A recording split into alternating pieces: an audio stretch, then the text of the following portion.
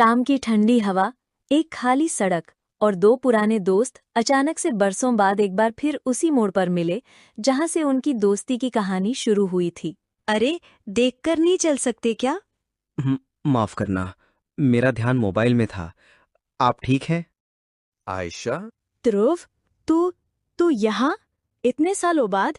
बिल्कुल फिल्मी टक्कर मारी तूने, मगर इस बार छतरी नहीं थी बचाने के लिए। और तू भी इस बार भीगा नहीं, लेकिन मोबाइल में खोया हुआ था। कुछ नहीं बदला तुझमें। मैं भी अब तक वही पुरानी किताबों में खोई रहने वाली आयशा है। बस अब कॉपी की जगह असली किताबें हैं। और तू अब भी बातें बनाना नहीं भूला। तू यहाँ कैसे? ऑफिस से लौट रही थी। और तू? मैं भी एक मीटिंग के बाद थोड़ी देर टहलने निकला था और लगता है किस्मत ने हमें फिर टकरा दिया। कभी कभी जिंदगी के सबसे खूबसूरत पल यूं ही अचानक मिल जाते हैं। एक टक्कर, एक नजर और फिर यादों के झरोखे खुल जाते हैं जहां बचपन की मीठी यादें छुपी होती हैं। लड़के, तुम भीग क्यों रहे हो? छतरी नहीं है? नहीं, भूल गया आज। वैसे भी मुझे बारिश पसंद है।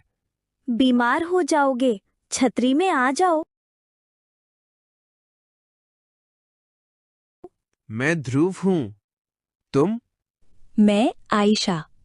कल से खुद छतरी लाना, मैं रोज सबको नहीं बचा सकती। ठीक है। उसी बारिश की बूंदों में भीगते हुए शुरू हुई एक ऐसी दोस्ती जो वक्त के साथ और गहरी होती गई। स्कूल की छुट्टियां, होमवर्क की लड़ाई और टिफिन की साझेदारी, सब कुछ खास था। याद है वो मैथ्स की क्लास जब मैंने तुम्हारा नाम लेकर गलती कर दी थी और मिस घोष ने दोनों को बाहर खड़ा कर दिया था? तब तुमने कहा था, कम से कम मैं अकेला नहीं हूँ। और फिर मुझे अपनी चॉकलेट भी दे दी थी। क्योंकि मुझे तुम्हारा मूड अच्छा करना था। और वो मूड आज तक अच्छा है, क्योंकि तुम्हारी दोस्ती अब भी वैसी ही है। तो ये थी ध्रुव और आयशा की दोस्ती की कहानी का पहला भाग। लेकिन कहानी यहाँ खत्म नहीं होती। अभी बहुत कुछ बाकी है। कुछ अधूरी बातें, कुछ छूटे हुए पल और कुछ नए मोड़। अगर आप ही अपने दोस्त से प्यार करते हैं तो अभी इसी वक्त लाइक कीजिए, शेयर कीजिए और सब्सक्राइब करना बिल्कुल मत भूलिए।